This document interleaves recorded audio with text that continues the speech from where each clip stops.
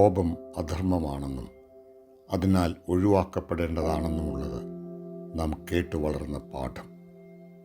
കോപം കൈവിട്ടു പോകുമ്പോൾ വിനാശകരമായി തീരുന്നു.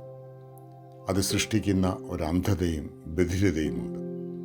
കാണേണ്ടതിനെ കാണാതെ പോവുകയും കേൾക്കേണ്ടതിനെ കേൾക്കാതെ പോവുകയും ചെയ്യുമ്പോൾ നമ്മുടെ പ്രതികരണങ്ങൾ വിഷം വമിപ്പിക്കുന്നവയായി മാറുന്നു.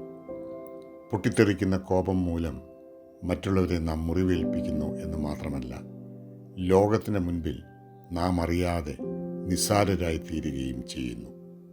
കോപമെന്ന വികാരത്തിൻ്റെ വിവേകരഹിതമായ ബഹിർസ്ഫുരണം വലിയ അപകടം വിളിച്ചു വരുത്തും, മറ്റുള്ളവർക്കും നമുക്കും. ദൈവമേ, വിനാശകരമായ കോപത്തിൽ നിന്നും ഞങ്ങൾക്കൊരു വീണ്ടെടുപ്പുണ്ടാകണമേ. ആമേൻ. സ്നേഹത്തോടെ, ജോളിയച്ചൻ.